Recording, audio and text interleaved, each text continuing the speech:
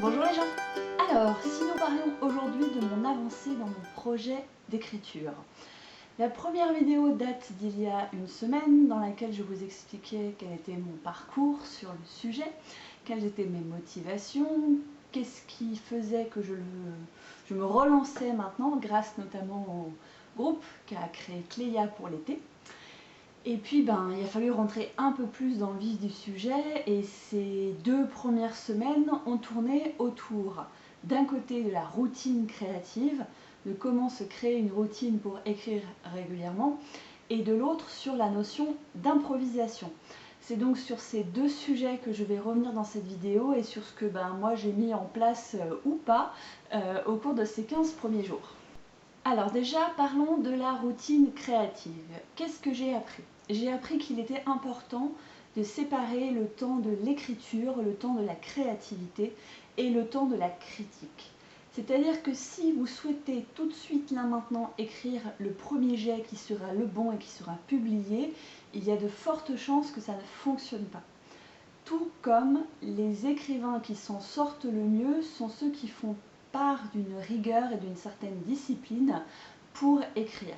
Bien sûr, il y aura toujours des exceptions et vous pourriez sans doute m'en citer tout plein, mais le fait est que écrire chaque jour permet de sortir du contenu, de trouver des idées, de faire venir l'inspiration et non pas simplement attendre qu'elle vienne à nous.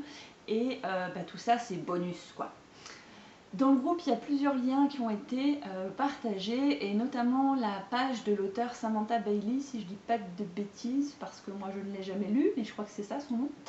Et elle a fait un petit schéma en fait dans lequel elle présente sa routine sur une semaine. Et ça m'a fait repenser à un exercice que j'aimerais partager avec vous, que j'ai fait en fait dans le cadre de mes études de coaching.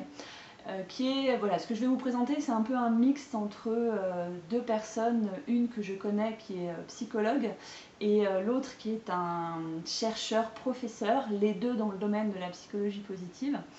Et c'est un exercice au départ qui est utilisé pour en gros savoir où passe votre temps dans une semaine et du coup comment vous réorganiser pour trouver du temps pour ce que vous avez envie de faire. Ça peut être pour n'importe quel sujet, mais là en l'occurrence ça s'applique assez bien à où je trouve du temps pour écrire. Alors, comment procéder? C'est très simple, il vous suffit simplement de prendre une feuille, de noter dessus en colonne les 7 jours de la semaine, prendre un semainier en fait, et de mettre pour chaque heure ce que vous faites. Essayez d'être le plus précis possible, c'est-à-dire les temps bien sûr où vous dormez, où vous mangez, où vous travaillez ou étudiez, mais aussi vos temps en famille, vos loisirs et quels sont ces loisirs, le temps passé devant la télé, le temps passé dans les trajets. Essayez vraiment d'être le plus détaillé possible sur comment se passe chaque journée. Bien sûr, ça fonctionne principalement pour votre quotidien. Après, c'est à adapter selon les périodes d'examen, par exemple, comme ça a été le cas pour beaucoup d'entre vous ces derniers temps, ou les périodes de vacances si vous travaillez et puis du coup d'un seul coup vous êtes en vacances et c'est chouette. Bref, donc voilà, faites ça dans un premier temps. Ensuite, armez-vous de 9 couleurs. Voilà. Je vais vous mettre les 9 piliers de vie, ce qu'on appelle les 9 piliers de vie, ce sont les domaines de votre vie. Il y a la vie sociale, la vie familiale, la vie amoureuse, voilà, il y a différents types de piliers. Je vais vous les mettre dans la barre d'infos, juste en dessous. Et chaque jour, entourez donc de la bonne couleur vos activités pour repérer visuellement facilement ce qui est du domaine de la vie professionnelle, ce qui est du domaine de la vie sociale, ce qui est du domaine des loisirs, etc. etc. Ça va vous permettre visuellement d'avoir une vue d'ensemble de ce qu'est une de vos semaines type. Vous voilà bien avancé par rapport à l'écriture. Qu'est-ce que vous en faites? Eh bien, repérez ces moments où vous pouvez écrire, ces espaces qui sont libres pour pouvoir écrire. Peut-être que ça va être de vous lever plus tôt, peut-être que ça va être de vous coucher plus tard, mais peut-être que ça peut être un peu moins de télé, un peu moins d'ordinateur, un petit peu moins de réseaux sociaux. Repérez ce qui vous conviendrait, ce que vous avez envie de modifier pour laisser de la place à votre créativité et à votre écriture. J'ai refait l'exercice Alors c'est encore une fois un peu particulier pour moi parce que comme je vous l'avais expliqué, je suis on va dire en stand-by professionnellement. Mais j'ai essayé de tester les moments où ça m'était le plus à la fois facile et agréable pour écrire. Et j'ai compris que ce n'était pas en journée et ce n'était pas le soir non plus. J'avais une petite idée du moment qui me correspondait le plus, mais j'ai voulu en tester plusieurs pour bien me rendre compte. La journée, en ce moment, j'ai énormément de temps, donc à partir de là, c'est idéal. Voilà, je suis toute seule à la maison, il suffit que je me mette sur mon bureau avec mon ordinateur ou mes cahiers et on n'en parle plus. Sauf que la journée, j'ai toujours envie de faire autre chose. Voilà, ça ne me convient pas du tout. Ce qui est plutôt pas mal parce que le jour où je rebosserai comme salarié, eh ben, il n'y aura pas de souci d'horaire. J'ai essayé le soir, mais ça marche pas non plus. J'ai essayé en fait, par exemple, après avoir regardé un film avec mon chien ou quoi que ce soit, mais non plus, marche pas. Me restait le matin. Et alors, là, c'est joie-bonheur. Me lever plus tôt, je parle pas de me lever 3 heures avant, hein, mais me lever une demi-heure ou 1 heure plus tôt, en me disant que ce temps-là, il est pour moi, c'est juste parfait. Je mets la petite bougie d'ambiance qui va bien, ou le petit encens qui m'exalte, qui déjà me fait voyager, du coup me connecte à des sensations agréables dans mon corps. Je fais chauffer ma petite bouilloire avec mon petit thé, et je prends le temps de choisir le thé pareil qui va m'inspirer. La maison dort encore, les chats sont à moitié endormis aussi. Les petits oiseaux commencent à faire plein de bruit le matin. L'air est frais, c'est assez important cet été que l'air soit frais. Et là, je me sens bien. Je me sens vraiment bien. Et c'est dans ces moments-là que j'ai le plus facilement écrit. Alors, je ne peux pas encore parler de routine parce que je n'arrive pas à le faire tous les jours. Je n'y arrive pas parce que je ne me l'impose pas pour l'instant. Ce n'est pas encore une discipline que j'ai mis en place. Mais j'y travaille. La deuxième partie de ce que j'ai appris cette semaine concerne la notion d'improvisation. Celle-là, je l'ai vue dans le cadre de cette formation en ligne dont je vous ai déjà parlé, Écrire une œuvre de fiction, donc qui est une formation en ligne. Laurence, tu te répètes. Et on a parlé de l'improvisation. On a parlé de la différence en fait entre improvisation, exécution et conception.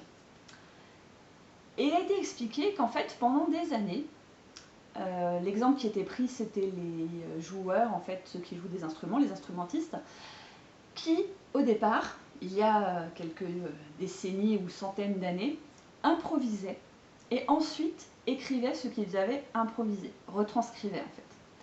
Et puis, on a gardé toutes ces retranscriptions et beaucoup de personnes et d'instrumentistes sont devenus des exécutants, avec parfois une partie d'improvisation au milieu de cette exécution. Mais l'improvisation n'était plus la base, ce n'était plus l'essence même de l'exercice. Or, pour les écrivains, l'improvisation est un mode à part entière de conception. C'est-à-dire que écrire pour écrire, écrire sans intérêt, écrire quelque chose qui n'a rien à voir, écrire quelque chose qui vous paraîtra sans doute très mauvais et que vous jetterez peut-être, est une part essentielle du travail de l'écriture. Et l'entendre formuler de cette manière, en fait, ça m'a fait beaucoup de bien, parce que des fois, j'ai envie d'écrire et je me retiens en me disant mais c'est nul, ça n'a aucun intérêt, ça n'apporte rien à ton histoire, ça n'apporte rien à tes personnages. Ok ? Mais ça m'apporte à moi. Ça m'apporte de créer du contenu, et c'est ça l'exemple qui est donné, et je trouve que c'est assez joli. En fait, c'est un peu comme une sculpture, vous avez votre matière, vous apportez plein de matière, et là, en l'occurrence, nous, c'est pas de la glaise, mais c'est des mots, c'est des papiers, c'est des feuilles, c'est tout ce que vous voulez. Et c'est dans cette matière qu'ensuite, on va pouvoir aller travailler, on va pouvoir aller sculpter notre roman. Et cette image m'a vraiment beaucoup parlé. Donc, j'ai envie de me dire et de vous dire, ne cherchez pas l'histoire parfaite, ne cherchez pas le personnage parfait, ne cherchez pas à faire du premier jet votre meilleur jet, mais faites-vous plaisir, quoi. Faites-vous plaisir. Moi, c'est ce que j'ai fait cette semaine. Et alors, ce qui s'est passé, un truc très très drôle, c'est que j'ai 3 projets d'écriture, on va dire, et tout ce que j'ai réussi à écrire ne concerne aucun de ces 3 projets d'écriture. Donc au départ, quand j'ai commencé, je me suis dit ouais, t'es en train de perdre ton temps, tu parles dans tous les sens, etc. Mais en fait, j'ai libéré mon cerveau. Alors ça se trouve peut-être qu'un jour j'aurai un 4e projet qui n'a rien à voir, mais surtout j'ai fait de la place et j'ai écrit. J'ai donné de la matière. 90% de cette matière partira peut-être à la poubelle, mais j'ai produit. Et au niveau de l'estime, croyez-moi que ça fait du bien. J'ai regardé un petit peu rapidement ce qu'allait donner la suite de la formation. Il va s'agir de rentrer là dans le vif du sujet, dans le récit, dans l'histoire et dans les personnages, avec véritablement une appropriation des techniques d'écriture. Alors pour l'instant, ça ne me parle pas du tout, mais on verra ça ensemble du coup la semaine prochaine. Et puis j'ai commencé aussi à me faire une petite playlist de vidéos sur écrire, parce qu'en fait quand vous tapez sur Google écrire un roman, ou même si vous tapez sur YouTube écrire un roman, vous avez une multitude de vidéos disponibles. Donc je suis en train de les regarder et je pense que je ferai une petite playlist que je mettrai à disposition en mode public d'ici peu, et puis je l'étofferai au fur et à mesure. Mais pour l'instant je ne l'ai pas encore fait parce que je vais les regarder histoire de ne pas mettre n'importe quoi non plus, quoi. Voilà. Et pour finir cette vidéo, j'avais envie de vous présenter mes 3 petits cahiers, voilà, parce que je crois que je ne vous les ai pas montrés encore. Alors, ce premier cahier est pour l'instant le moins rempli de tous, et c'est le cahier qui correspond à mon projet d'écrire un livre autour du développement personnel. Ce second cahier m'a déjà servi l'année dernière et me servira encore cette année. C'est le cahier qui correspond à l'écriture de la suite de l'Hippopotame hyperphage, le roman témoignage que j'ai sorti donc l'année dernière. Et en fait, ça rejoint la notion d'inspiration, de écrire pour avoir de la matière, parce que si vous regardez, je vais essayer de vous donner un exemple sans que tout se pète la gueule. Je vais essayer de vous montrer ça. Voilà, si vous regardez ces 2 pages-là, vous ne verrez peut-être pas très bien, mais là il y a du texte, et là en fait, tout ce qui est en dessous et tout ce qui est là, ce sont des papiers que j'ai collés. Ce sont des choses que j'ai écrites à droite à gauche, vous voyez, ça volette dans tous les sens. C'est de la matière que j'ai produit à un moment ou à un autre, que je n'ai pas conservé dans le premier roman, en me disant bah, peut-être que ça me servira dans le second. À voir. Et enfin, le 3e, qui est celui sur lequel je travaille le plus en ce moment, qui est le roman, donc, avec beaucoup de pages volantes, parce que là encore, j'écris quand ça vient, et bizarrement, ça vient bien plus souvent quand je n'ai pas le cahier avec moi que quand je l'ai. Voilà, ce sera tout pour cette fois. J'espère que ça se passe bien de votre côté aussi si vous êtes dans cette péripétie d'écriture. Si vous avez envie de partager avec moi en commentaire, faites-vous plaisir et on discutera. Et sinon, on se retrouve dans le groupe ou ailleurs. A très bientôt. Ciao!